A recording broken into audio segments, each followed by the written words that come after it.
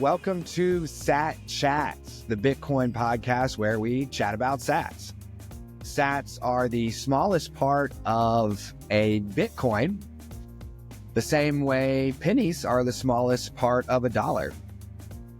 We started Sat Chats because we could see how important it is for everyone to stop what they are doing, learn enough about Bitcoin, and stack their very first sats. Because if you all continue along on a fiat standard, you are not going to make it. So if you are a pre-coiner with no Bitcoin at all, but lots of questions, if you are a brand new Bitcoiner who wants to learn more in an easy conversational way, or if you are a longtime Bitcoiner who is fatigued by the absolute non-stop, not listening to you over years and years and years, send us in. We will be your reinforcements.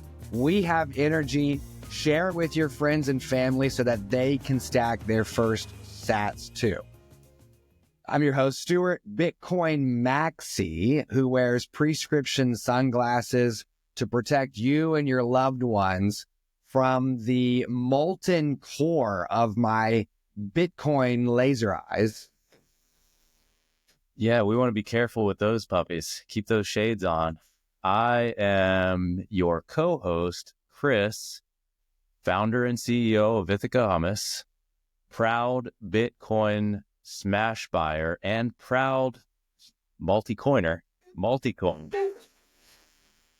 And we sure would appreciate it if you would like, subscribe, comment, help us feed the YouTube algorithm so that we can keep doing our good work and continue on our mission of spreading the good word about Bitcoin. We literally want to chat about sats with every single human on earth. So like and subscribe, because each time you do, a new Bitcoiner gets their laser eyes. So we are here today with our guest, Nick. Yep. How's it going? Thank you for joining us, Nick. No problem. Nick, before we jump in, right, we want our listeners to get to know who you are. So who is Nick? I am a former radio personality, stand-up comedian, and I know absolutely nothing about Bitcoin. So if you know anything about how much money radio people or stand-up comedians make, you know that I don't have any money. So when JB, y'all's producer, was like, hey, do you want to hop on a podcast about Bitcoin? I was like, yeah, I do want to go make some money. So that's what I'm trying to figure out. How do I figure out a retirement plan so that I don't have to work until I'm 80 years old? That's basically what I want to figure out. We love that. Great. And that's kind of what we were talking about in the introduction. I mean, I've gotten to the point where I feel like, as a dad with 2 kids, and we're living in a world where we've got that guy on Netflix who's trying to live forever. You can't just mine fiat until you're 65, and maybe if you're lucky, have a couple $1 million saved up, and then ride that into the sunset. Like, you might not die when you're 90 anymore. You might not die when you're 100 anymore. That would be so unfortunate. It's, Financially, that could be a big problem, right? Yeah, like you only save up till you're 95, and you're like, dude, I have 15 more years. I got to go be a Walmart greeter. Yes.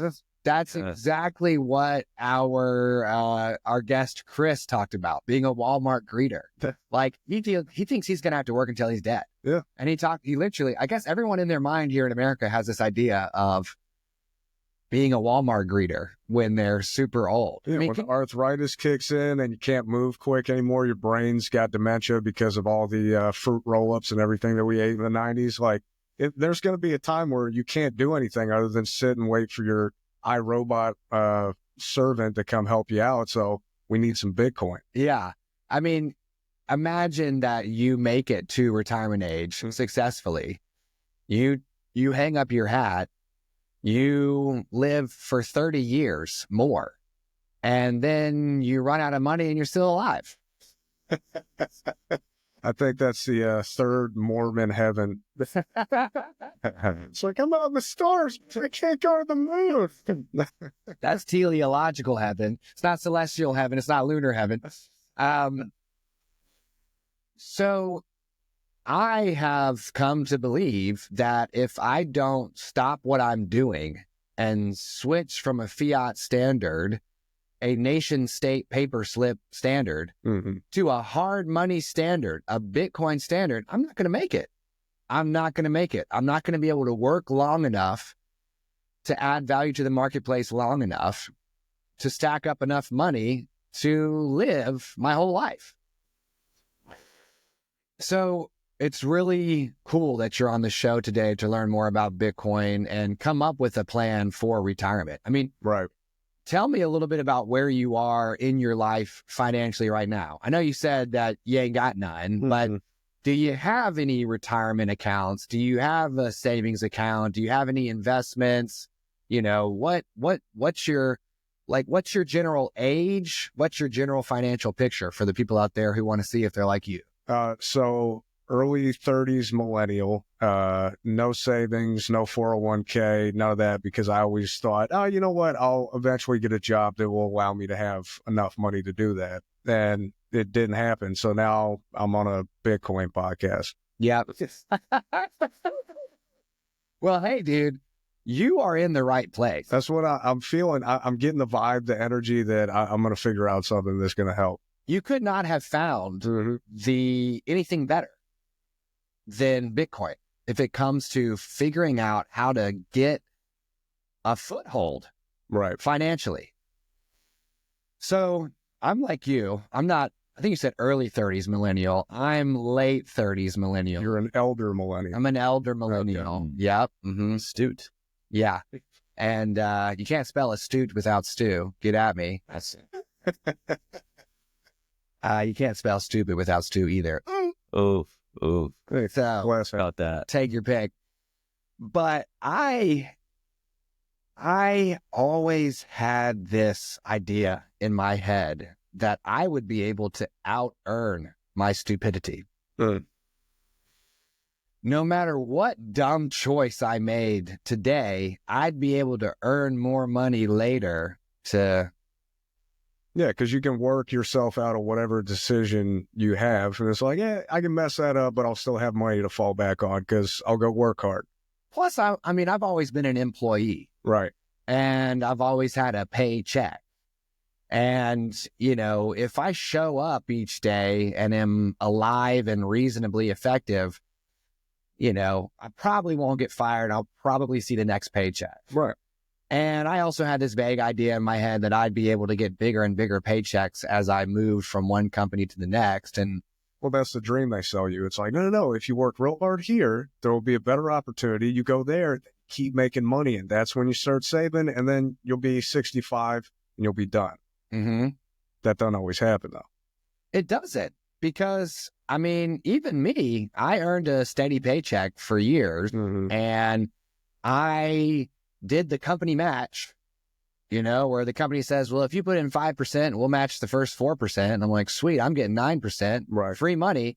And I'm doing it all faithfully to a kind of baseline standard. I'm not maxing things out. You're following the rules. Yeah. I checked on my retirement account like last year when I got interested in Bitcoin. Would you have a couple gumballs in there? There's some, yeah, exactly, dude.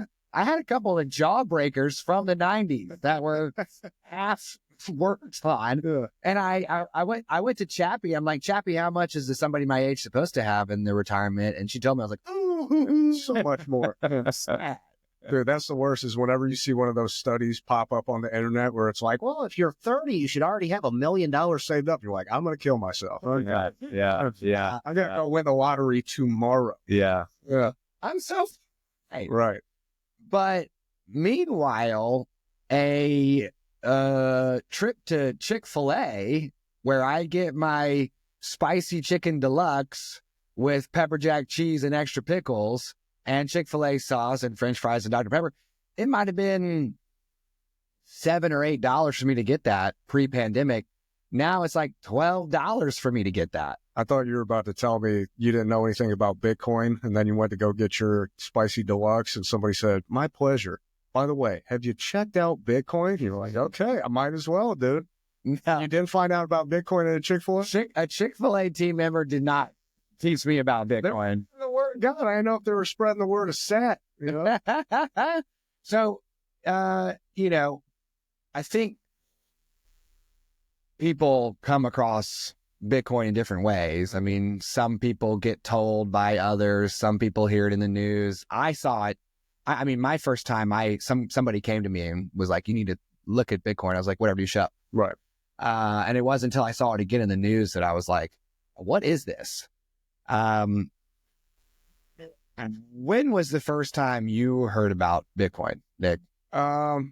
Probably like the same kind of way most people heard about it. You had one friend that was like super into Joe Rogan and MMA, and you guys were just getting hammered, and he was like, "Dude, you know about Bitcoin?" Like, "No, what's that?" He was like, "Well, dude, it's in the blockchain. You can get it. And if you keep stacking it up, it's real money, dude. I swear it's real money. And it's worth $50,000 per Bitcoin." And you're like, "I have no idea what you're talking about." And he's like, no, dude, you got to hold it, diamond hands, and you're going to the moon, dude." And I'm like, "We've been drinking too much. I don't believe anything you're saying." So that was my experience. Like I got one buddy that's like super into crypto. And, back when the pandemic was happening, he was like trying to give us all advice. Remember when Robinhood stopped GameStop and all that kind of stuff? He was like, "Dude, next thing you got to do, you got to invest in XRP." I'm like, "What's that?" He's like, just go check it out. Just put all your money into XRP. We're going to the moon, dude." Found out he had zero money in XRP. He was just saying, "Yeah, I think this will be good. Yeah, why don't you throw your money into it?" What? And I don't even know what it is. So that's what I kind of wanted to ask y'all, like, because we all know the monetary system we're on right now is basically like a Ponzi scheme. And how is Bitcoin or crypto in general like not a scam? Because I always get kind of weary when it's just guys telling me, because like there's no women that I hear talking about, "Oh yeah, crypto, Bitcoin, it's real good." Because women more times than not don't fall for scams. I don't know if it's their intuition or whatever it is. But guys, we fall for scams all the time, like strip clubs, DraftKings, Bitcoin. You know what I mean? Like we're all, "Oh, we're going to make money," or "This is the experience." So how is it not a scam is kind of what I want to know. Okay. So there's a lot going on there.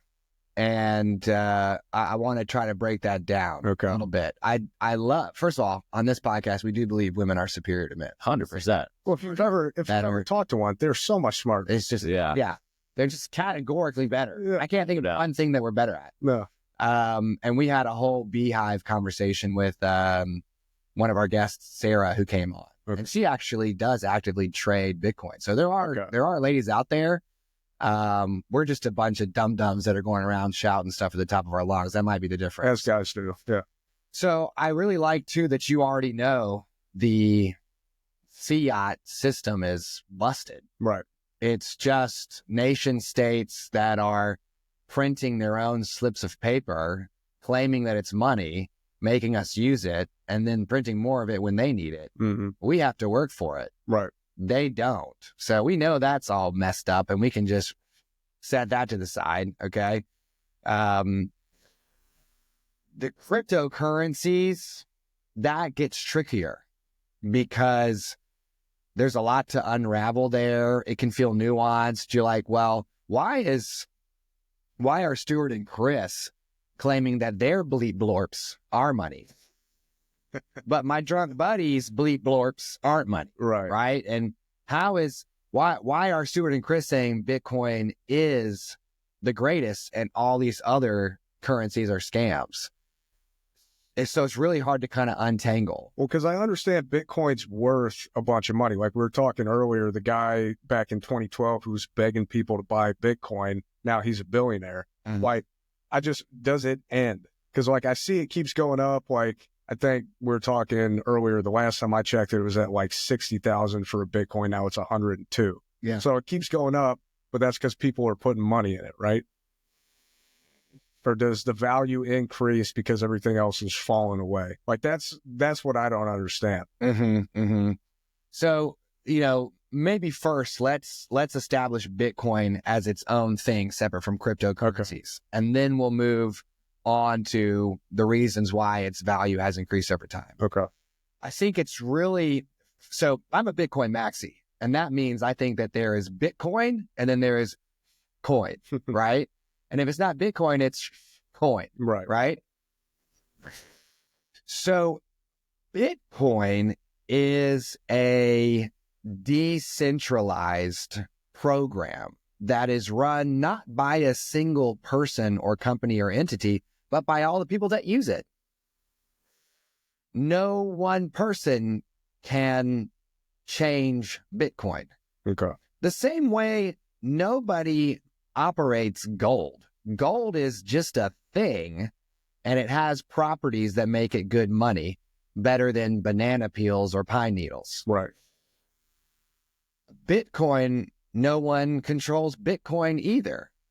A guy wrote a program 16 years ago, but he released it into the wild, and now it's bigger than him, and even he can't do anything to change it unless he gets the consensus of everyone who's using it today. Okay, so we can't have one politician take us off the gold standard and go, oh, no, we're not doing Bitcoin anymore, we're doing coin. Yeah. No, because it's not owned by a nation state. Like nation state dollars, you do have that. So it's uncorruptible right now. Yeah, I mean, it's the first global currency. Okay.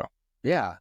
It's digital money that anyone can use to buy anything, anywhere, at any time. Theoretically. Right. The future is distributed unevenly. So there are some places where it's already legal currency and where you can already buy common everyday items with it. And in other places, it's still just, hey, buy Bitcoin, hang on to Bitcoin, and later on, it will go up in value and you'll be able to buy stuff with it. But theoretically, it is an alternative money that can be used anywhere for anything at any time. Right. Probably like in Dubai, you can go to the gas station, put your Bitcoin credit card in and fill up your tank. But in Alabama, they're like, huh? Yeah, you can't do that. Yeah. Okay, I got you.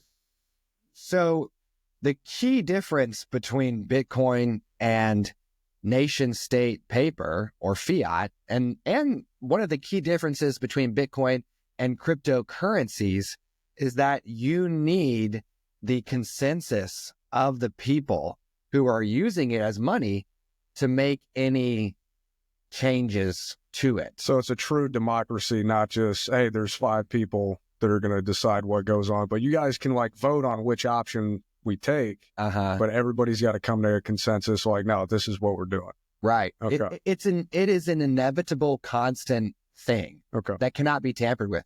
Imagine a nation state president saying, okay, guys, I am going to declare that there are now 100 tons more gold on Earth. Yeah, people would be like, where'd you get that?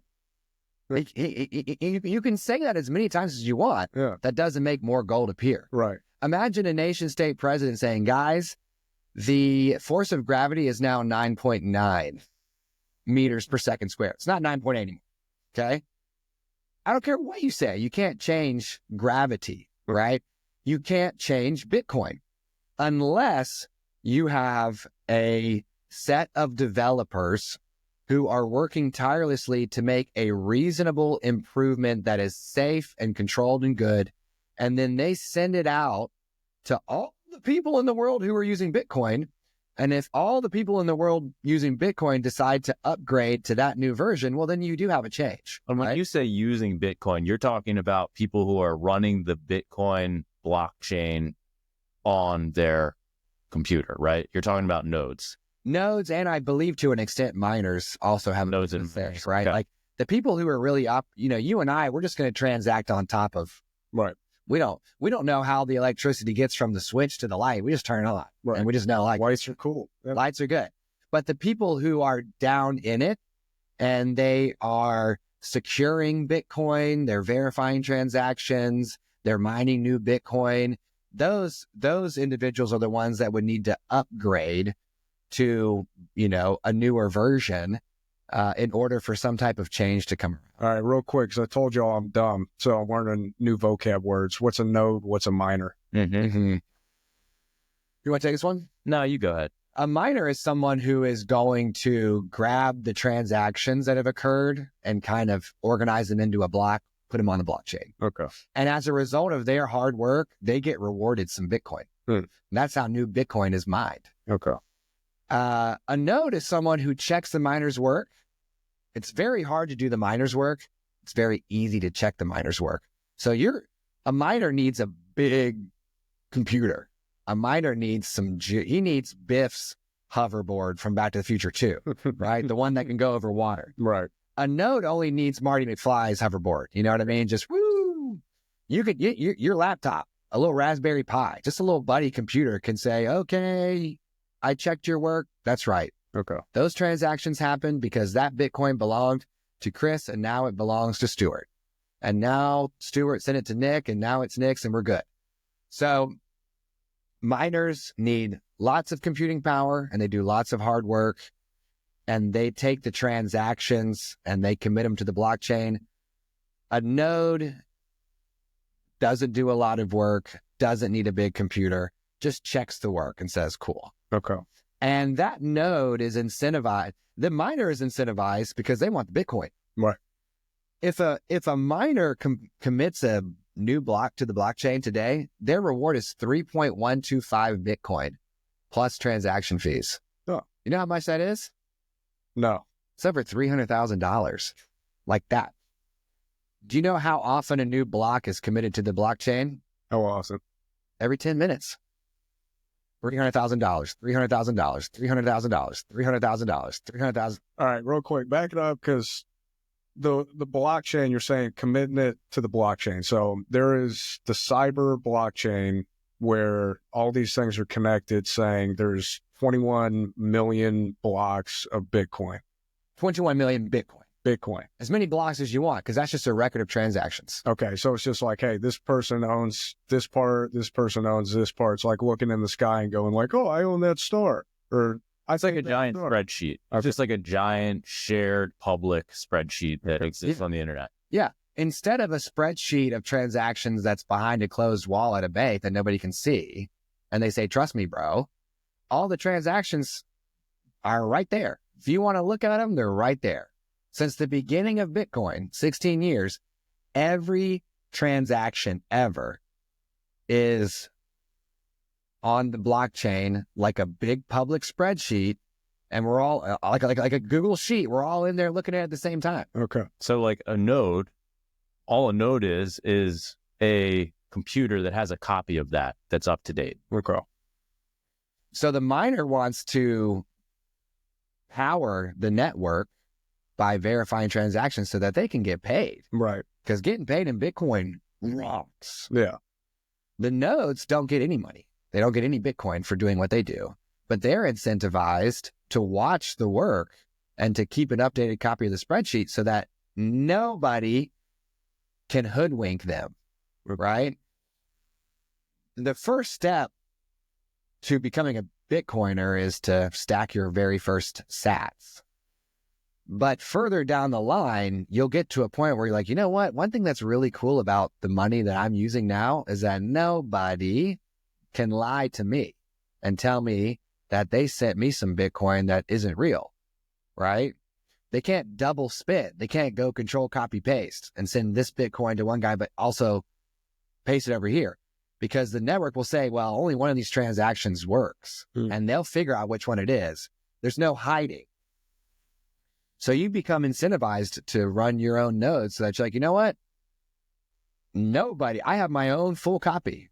Nobody can tell me something has happened that hasn't happened. Okay. Right? So eventually, once you get far enough down the Bitcoin rabbit hole, you get to where you're like, yeah, I'll download a little program and run it in the background of my computer. I mean, it's just a computer sitting there. Right. I've got that space and I want to protect myself and I want to support the network and all that kind of stuff. So at some point you have to become your own node. No, No. you don't ever have to learn how the electricity gets from the switch to the light. Okay. You just got to know that when you turn it on, it works. You can buy Bitcoin and put it in a wallet, and that's all you ever do. You can custody your own Bitcoin without being a node. Okay. Yeah. I've been a Bitcoiner for a year, and I still don't operate a node. Me either. I didn't know if it was one of those things where, like, once you get enough Bitcoin, you got to come to like a meeting and they teach you how to do Like something. an HOA. Yeah. Yeah. I mean, everybody's in like black cloaks and they're like, do you want to be a node? mhm. Yeah. What do I have to do? I'm like, yeah, you got to sacrifice this goat. And you're like, oh, okay. Yeah. I didn't know if it was one of those things or you just can keep buying it forever. Well, think about a money where you take control of your own money. Think about if you had your own gold coins, right? And you got enough of them to where you don't want to lose them. Yeah. You're going to learn how to store those gold coins safely and correctly. And you're going to do what's needed to take ownership and control over your own gold. Like, let's imagine you don't want to put it with the bank because the bank might say, oops, 6102, Roosevelt says we need to give him all the gold to strengthen the paper dollar. So you don't, your gold, I know you stored your gold with us, but it's gone. But here's the correct amount of paper. Okay. Right?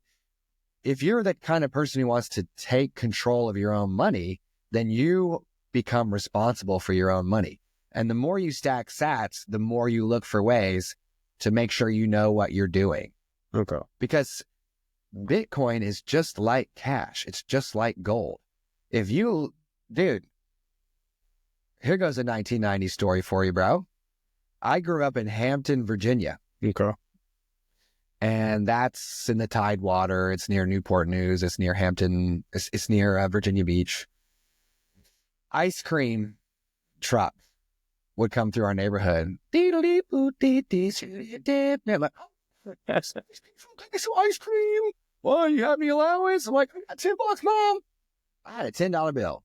And in 1992, 93, that's a lot of money for Yeah. a 7-year-old and 8-year-old. Yeah, because everything was $1.25 at most. Yeah, most. Mm-hmm. You could even get like the slushy thing with the 3 colors for like 75 cents. Right? Yeah. I could ride my bike down to Movie Time. This is pre-Blockbuster. I remember movie time. And we wouldn't get any movies there when it was just us kids. We would get candy and packs of X-Men cards.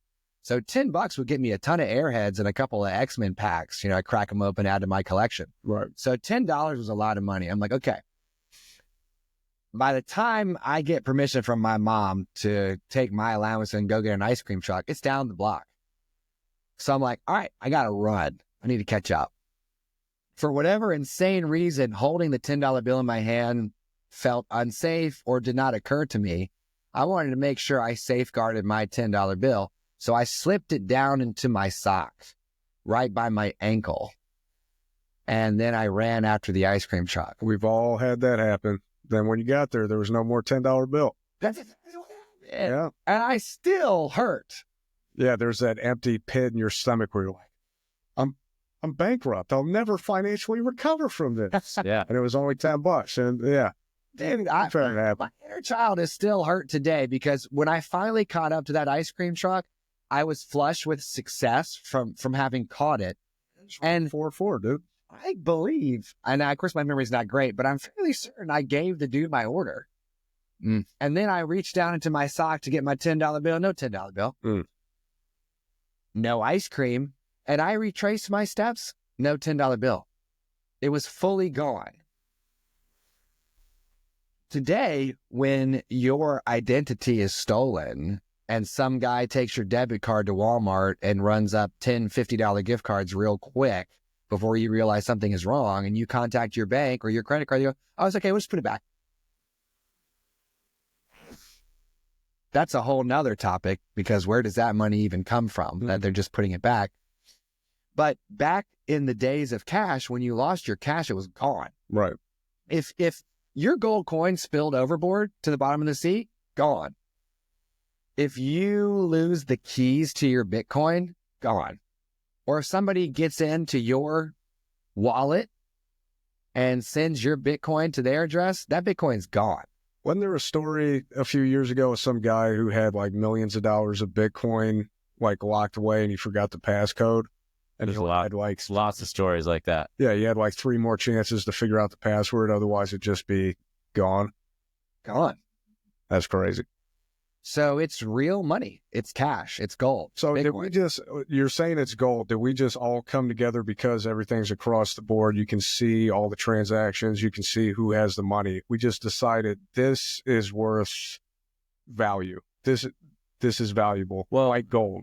Well, let's go back to the mining for a second, actually, because if you think about a gold mine, what does it take to mine gold? Right. A lot Right? of work. A lot of work, a lot of, resources, capital investment to buy the equipment, time, people, miners. Well, Bitcoin also takes resources to mine. Okay. Because think about a Bitcoin mining operation as like a giant warehouse full of CPUs that all come together to create this massive amount of computing power. And all that computing power is trying to do is solve a mathematical puzzle. Right. And that's how Bitcoin is mined. Well, to power all those computers, it takes a lot of energy. Right. So one way to think about Bitcoin is as digital energy. So we've digitized many things, right? Music is now digital. Netflix took movies digital. Bitcoin is digital energy, which has value. So therefore, it's also digital money. So it's the futuristic way of the California gold rush, where people were walking out there and panning for gold flakes. Same thing, just digital version. Yes. Okay. And the Chad Michael Saylor will tell you that now until 2034 is the Bitcoin gold rush, because by 2034, I think in November, about 99% of all Bitcoin will be mined and issued and out there in the wild. Now it's going to take another 100 years for the remaining 1% to come out and be mined. So did the guy who created this program was he like a genius and hit all these math equations and people had to go find them to mine them out? Or like, I don't understand like what we're mining for. Does that make sense? Yeah. The term mining, I know it's not literal, can be really misleading. Yeah. Because when we think about mining, we think about literally mining, right? Well, I think we had one guy say, well, where is the Bitcoin? That was my first dumb thought. It's like, okay, where is it? I know, like, if I go on a computer and I can go find it, and you were talking about they got to solve math equations. So is everything hidden and you have to find it? Is it like Minecraft? Right. Oh, man. Well, if it's like Minecraft, my son's going to love it because he loves Minecraft. But, it might be easier to think about Bitcoin and its creator, Satoshi Nakamoto, as someone who could see that our fiat system was busted and that everyone was being forced to use money that their nation states could print for free, and that all of us are working our butts off only to basically be running on a landslide that's going the other way. How can we get traction in this world financially if our money is always losing value because they're just making more and more and more of it? So he wrote a program, lines of code that created a digital money that follows specific rules all the time, no matter what, and no matter who wants it to be different. I don't care if you want there to be 42 million Bitcoin, there's only 21 million, right? You can't make gravity 9.9 meters per second squared. This software program says there's 21 million Bitcoin, that's it. And if you guys wanted 42 million Bitcoin, you would need to convince all the nodes and the miners to make that change. But we've all got invested in Bitcoin on the strength of there only being 21 million. So do you think I'm going to voluntarily cut the value of my Bitcoin in half and say, let's make 42 million Bitcoin? No. So it'll never change. We ain't never going to change it, right? Because part of it being good is the fact that it can't be changed. But, hey, is the Bitcoin in a mine somewhere? No. The code says, hey, for the people who support the network, when they solve this math problem and commit this to the blockchain, their reward is Bitcoin. Where's the math problem? It's in the code. The code is going to look at how many computers are trying to solve the math problem. And increase the difficulty. So that it always takes about 10 minutes to solve the problem. And also over time, reduce the reward so that you don't go get all 21 million as quick as possible. And flood the market with an oversupply of Bitcoin that impacts and moves the market down in price. Dude, do you ever like have conversations with people and just realize you should have been so much smarter at math? Like if I had just paid a little more attention in high school, dude. You don't ever get that? Well, look. Yeah. Here's what I'll tell you. I got a 5 out of 5 on my AP calculus exam, senior year of high school. Yeah. I was so good at math that when I went to UNC Chapel Hill, and I hear everybody out there who are at more, engineering disciplines, NC State, they're going to blow Whatever. The math requirements weren't necessarily high for you to go to Chapel Hill, but I showed up to Chapel Hill with all my math done. I didn't have to take a single math course. Okay. So you could say, hey, 5 out of 5 AP calculus, he is smart at math. The first time I heard about Bitcoin, I'm like, shut up, dude. So it doesn't matter how smart you are at math. You're only going to figure Bitcoin out when it's time for you to figure Bitcoin out. Okay. You know what I mean? You could be the smartest guy in the world and you're going to be dumb the first time you hear about Bitcoin. Not a single person gets it. No, first time nobody. Because So foreign. It's so foreign. yeah, How smart was this Nakamoto dude? Super smart enough to make the best money ever. And it could be that this person is actually a group of people, Is that like one of the theories? Like, Yeah. if like Shakespeare, like, oh, he wasn't writing all the We don't know. We don't know. There was this movement of cypherpunks, right? Mm-hmm. Started in the 70s, and these were like libertarian groups who wanted less control for the government and more control for the people. Mm-hmm. And so they started toying around with various forms of cryptographic money. Like, how do we take the power away? Yeah. Thing. How do we make digital money? How do we make digital money? And how do we use cryptography or these math problems as the basis for the value of the money and how we create the money? And there were many, many different forms of cryptocurrency that existed before Bitcoin. But Bitcoin, was just Bitcoin's it's like perfectly engineered money. Okay. It was the first one to just get it perfect, right? Yeah, it's like the first one to figure out some big problems like, well, how do we eliminate double spending?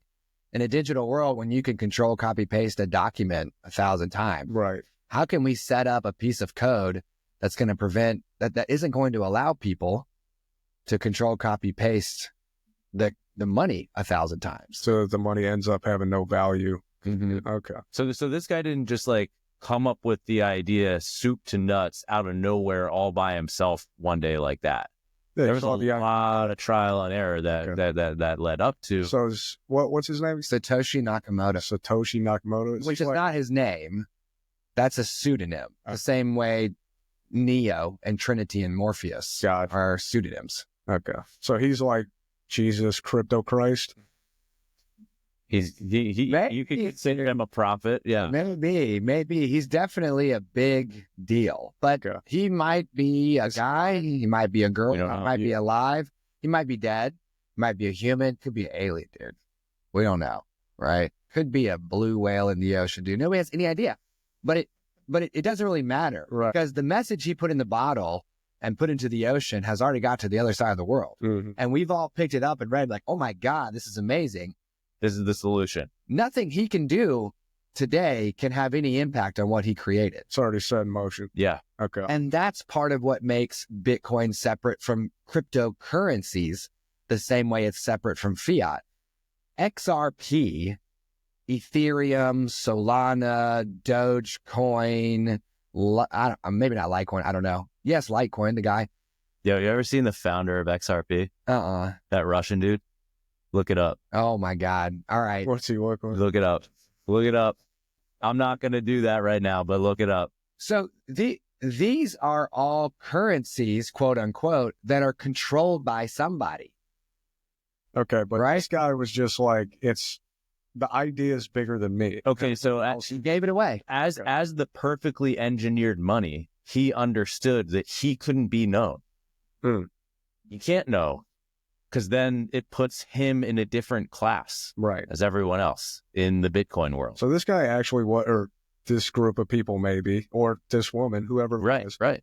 actually good person. Gift Actually, to humanity. Okay. This was a gift to humanity. Okay. Yes. like unbelievably good. Yes. Because that's what, like, I sorry to cut you off, but like that's where a lot of, is this a scam or what kind of Ponzi scheme is this? Like normally comes when people tell you about it, because every other system that we run into is one person's going to benefit the most or one group of people is going to benefit the most. It's not a totally altruistic way of just being. That's one of the things that makes it so hard for people to grasp. It's like, why would someone just do that? Right. Like they're not. Person? Yeah, they're not. They don't get some like outsized advantage as a result. Like they're not winning as a result of us losing. Right. That's a foreign concept in today's world, which is sad. But that's what Bitcoin is. All right. So how many Bitcoins do you think Nakamoto has? We know. We don't even need to think. We know exactly. It's public. People, well, all wallets are public. Right. They're just random strings of letters and numbers, and they don't have any names attached to them. But since Satoshi in the early days was using a specific address to send and receive Bitcoin, They've tried to test it out, then we know that's his. Okay. And everybody can, since it's a public spreadsheet, everybody can see it. And it is monitored around the clock, by the way, because since his disappearance early on in the history of Bitcoin, not a single coin has left that wallet. And there are 1 million coins in that wallet. Oh, so he was like, I'm going to take, there's 20 million left. I'm taking the 1 mil for setting this up, and I'm just going to let it keep rising forever. But I don't need any more. There's no greed aspect of, I got to go get all 21 million. Well, I guess yes and no. No, he didn't take the Bitcoin for himself. He worked for the Bitcoining. He worked for the Bitcoin. He mined it out. According to the Bitcoin program. Okay. With XRP, just this morning, I was listening to Simply Bitcoin, where they taught me that the creators of XRP, which I believe the name of the company is Ripple, they own 80% of the cryptocurrency. Yeah, funny how that works. So, right? Yeah. So they said, let there be XRP, let us own 80% of it. Okay, y'all go scrabble for this 20%. It's literally a fiat currency. Right. Bitcoin says, if you want coin, you need to work for Bitcoin, right? If you want gold, you need to go find gold, or you need to work in a way that adds enough value to someone else's life that they pay you in gold. Same as Bitcoin. So Satoshi mined Bitcoin the same way anyone can mine Bitcoin. And he got himself 1 million coins. But dude, what's 1 million times 100,000? So many numbers. Is that a trillion? Is that a trillion? Is that, I mean, how much? Don't look at me and ask for a math equation, bro. Right? Do me 1 million times 100,000. So since he disappeared, he has not touched those Bitcoin. Can you imagine having $1 trillion and not spending it on anything at all for years and years and years? So this actually might be like a Jesus Christ type of person. That's crazy. It's 100 billion. 100 billion. Some light, yeah, some light. Okay. That, and by the way, so that means Satoshi is not as rich as Elon Musk, but when Bitcoin goes to $1 million, Satoshi's going to be a jabillionaire. Right. Satoshi's going to go right past these guys. So yeah, just to clarify, he worked for Bitcoin the same way everyone else does. He's sitting on a stack of 1 million, and he might be dead.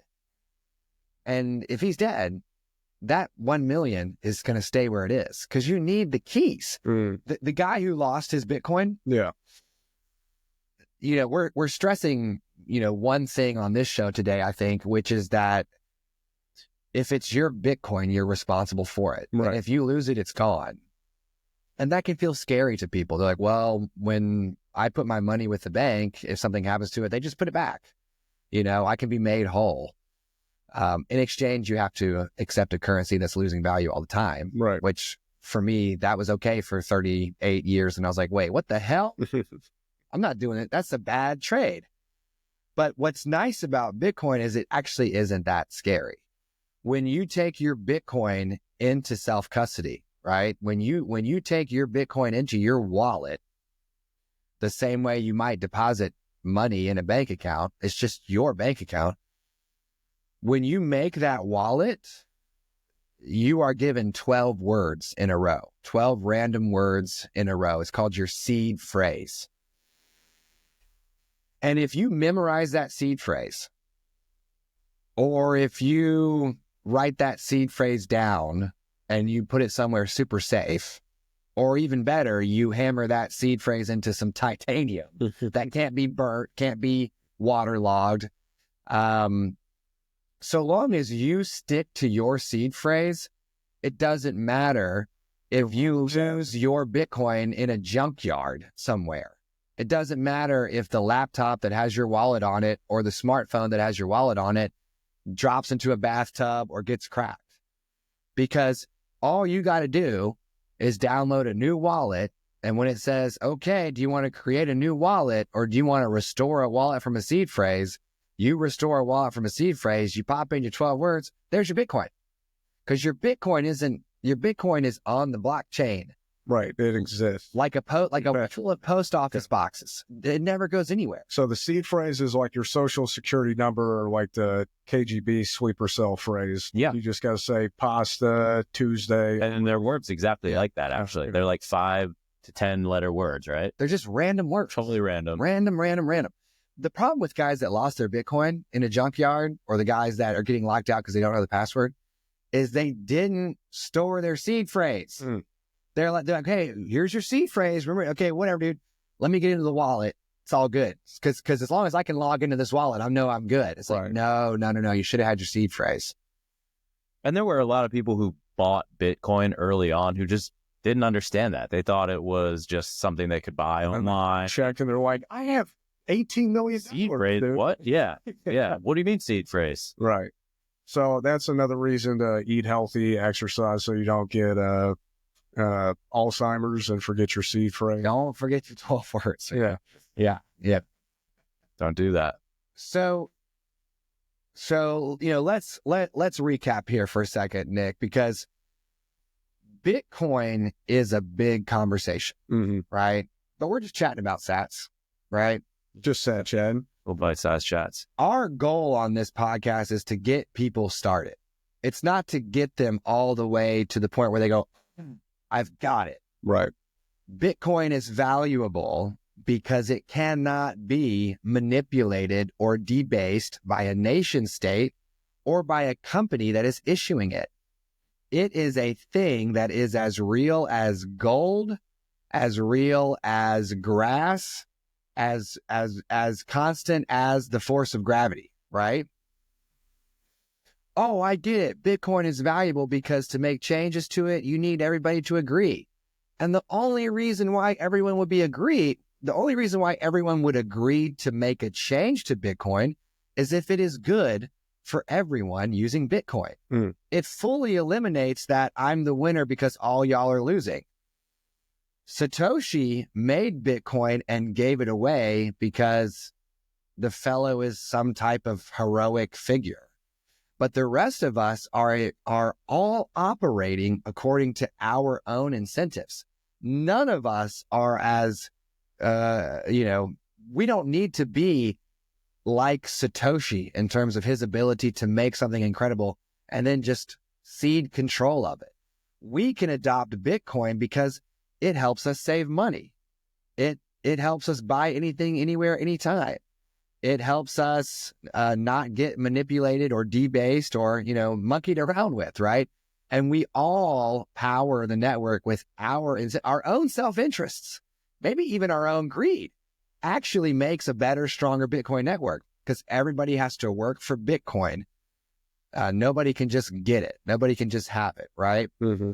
So, you know, we talked about a lot today. We talked about the fact that Bitcoin is, to many people, the first time they hear about it, hey man, you got to come check out these bleep blorps. You know, it's like, it's... Yeah, okay, bro. Yeah, sure. Yeah, that's what Can anybody be expected to recognize something they've never seen before? Magic internet money, like we said, Right. right? It's just like, what? Hey man, come check out this digital energy. Hey man, Nebulous. check out this. Huh? Nobody's going to get it. No. Right. But over time, if you get curious and you start to talk to your friends and family, you start to go online to YouTube, Spotify, where there are podcasts, there are lectures, there are conferences. You can do like me and go to Chappy. Go to Chat GPT, dude. Say, Chaps, dude, what is Bitcoin, Chaps? Can you just tell me? Hey, Chaps. And when Chaps like, sure, here it is. I'm like, well, I don't get what that is. And she keeps going. And it's like, well, I don't get what that is. And keeps going. And she was very patient with me for a long time. I was like, okay, Chaps, now I get it. You know, what we want from you, Nick, and what we want from all of our listeners out there is just enough chatting about sats to realize there might be something to Bitcoin. Mm-hmm. And it might be truly a new form of money that is separate from the absolute ocean of cryptocurrencies that are actually just digital items.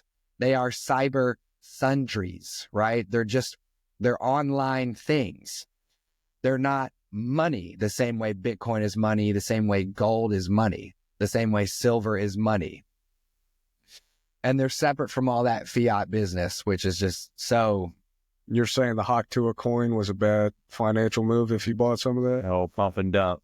Yeah. The old rug pull. Oh, The old two pump chump, pump and dump. dude. Hawk to a Hawk blew your stash if you bought that coin, right? So our advice to you here before we jump into some tasting and our nice little offer for you is go down into the fiat mines every single day, whether it's, you know, the radio or stand up or being a team member at Chick-fil-A. Do whatever you got to do to mine fiat and mine as much of it as you can, you know, build your skill sets, find ways to get paid more and more, but then take that fiat and store it in Bitcoin so that you can actually get a financial foothold and get yourself enough resources to actually retire one day. You know, don't go over here into coin. Just don't even do that part. A lot of people have to go on their coin journey before they realize that Bitcoin is Bitcoin and everything else is coin. Right. Just stop. Just mine fiat, buy Bitcoin, don't sell it, right? And over time, you will get better and better and better. So first things first, we're going to ask you to come back on the show, Nick, in 9 months and give us an update on there. Yeah. when you're you might be a satillionaire by then. We don't know. Could be. We're going to hopefully get you started today on your way, but we want you to give us an update on your Bitcoin baby here in 9 months. Will you do that for us? Absolutely. Yeah. All right. We're going to make our offer to you next. But before we ask you to choose between $50 and $50 worth of Bitcoin, you've got another very important choice to make. Okay. And that is, which flavor of Ithaca hummus do you want to try right here in the studio today? I think I want to try the jalapeno lime. Good choice. Good choice. In your life. A very popular flavor on this show. Oh. Is it a new flavor relatively? Yeah, it's Is it the second newest? it's actually tied. So it has a twin in terms of its novelty. We launched jalapeno lime and French onion at the exact same time. Wow. I thought black bean was the new. What am I saying? You're right. Dude, this man is the founder. Hey, stand back. If you're in the comment section, destroy this man with your comments. This man is the founder of Ithaca Hummus and allegedly black bean. He's had so many kids at this point, he doesn't even know who they are. Yeah. This is amazing. Wow. We So, gotta get the branding up here. Yes, I like that. That's a good move. That's okay. great. Yeah. Wow. All right, so we've got the jalapeno lime Okay. and a small bowl of woven wheat crackers. Yep. That you can use to enjoy it, and I think we'll all taste it at the same time. So let's all get a fat glob Okay. and we'll try it at the same time. Okay. You go ahead. We got to come up with a better word than a glob. Fat glob. But here's where I got that from. Well, you're the linguist, so My two kids and I found a YouTuber whose entire channel is dedicated to trying out different toothpastes. And whenever he puts a toothpaste onto the toothbrush to try it out, he goes, fat glob, fat glob. Like, as of viewers who just watch him brush his teeth, yeah. surely the Sat Pack can send the signal out to the world to chat about sats, right? If a guy brushing his teeth can get that much attention, we're talking about the most important choice you can make in your life, which is to go from a fiat to a Bitcoin standard. Otherwise, you won't make it. Let's give it a try. All right.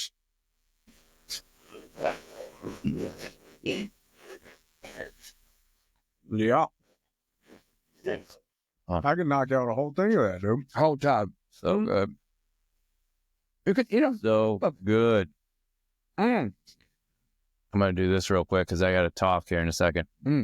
Just get one more real quick. Grab you another, dude. Run that one back, right? Yeah, this stuff is very good. Amazing, dude. Fat glob. Fat glob. All right. Maybe the glob is sticking. Fat glob. See if we can get the crunch in there. Mm-hmm. We were having problems with that in the first few Dude, episodes. that's so good. Yeah. Yep. Dude. Ithaca hummus, jalapeno lime. Tastes outside your comfort zone. Go get that. Yes. Probably just JB's going to be mad I messed up the focus. And that tub is yours. I can take that? Yeah. That's yours, Yeah, man. man. All right. So we like to compensate our guests for their time, for coming on, chatting about sats with us. And so we give everyone a choice. $50 in, what do we call this again? Nation state paper? Nation state paper. Dude, your friendly local IOU. Yeah, exactly. It's not even the gold standard anymore. Now they call it a Federal Reserve note. Used to be a gold certificate. Yeah, or a silver certificate. Then a silver certificate. You know. And now it's just like, nah, this is just a Federal Reserve. And it literally says on the bill, like, this must be considered legal tender for the purposes of whatever. This note is legal tender for all debts, public and private. Yeah. The term fiat literally means by decree. So this is fiat currency because the nation has decreed that it is. So there you go. Ulysses S. Grant. Or $50 in sats, which right now the price of Bitcoin is $102,540 per coin, dollars per coin, 102K. Let's go. We're going to the moon. Which translates to sats per dollar of 975 sats per dollar. So we're going to take 975. And to all the longtime Bitcoiners out there, less than 1,000 sats per dollar is nuts. It's great. That means Bitcoin is Times 50, 975 times 50 Okay. is 48,750 sats or 50 US dollars. I feel like you're sort of steering me into a smart decision here. Because there's no way, how long we've been talking, like 45 minutes, there's no way I'm taking that $50 bill. Wow. there we go. You converted me into the church as Jesus crypto Christ. Let's go here. Let's go there. Come on, dude. That is amazing. Let's do it. Way to go, dude. So Now I'm going to retire. Yeah. you are our ninth taker of sats. Okay. Your episode number 10. Our scoreboard is 9-1. Wait, somebody actually took the $50 bill? Yesterday. My guy yesterday, Paul, took the cash. That's crazy. And we do love him and bless him, right? He feels like he knows what he's doing. And he's actually going to take the $50 in cash and day trade with it for 9 months. He's going to come back on the show. And then we're going to compare. I'm going to buy and hold $50 of Bitcoin, do nothing else. No trading, no nothing, no earnings reports, no. I'm gonna buy it, hold it, and we're gonna see who has more money at the end of that 9-month period. That's a lot better than what I thought it was. He was like, yeah, $50. I got to go buy some weed after this show. I mean, who knows? Maybe he's taking another 50 and investing it. He says cash is king. We think Bitcoin he's smart. is king. But yeah, he does trade stocks and options, and he is a Bitcoiner, and he loves Bitcoin, and he has Bitcoin. But well, I'm not as smart as Paul, so I'll just take the Bitcoin for the set. This is the smartest choice, 100%, and you just made it. 100%. So, Nick, thanks for coming on the show. No, thanks for having me, man. I thought it was a great conversation. Real good. If you've made it this far, remember to like and subscribe, right? Each time you like and subscribe, each time you share this video, a new Bitcoiner, if you like and subscribe this episode, Nick will get his Bitcoin laser eyes, okay? Please help us help Nick get his Bitcoin laser eyes. Once we get to 1,000 subscribers on YouTube, we're going to unlock a live show Friday mornings at 10 a.m. We're all going to jump into the chat. We're going to chat about sats together. Nick will be there in the comments. He'll be blowing it up, talking about Jesus, Bitcoin, Christ, whatever this guy was saying. We don't even know. And it'll be a ton of fun for everyone. So thank you for your support. Thanks for listening today. Thank you, Nick.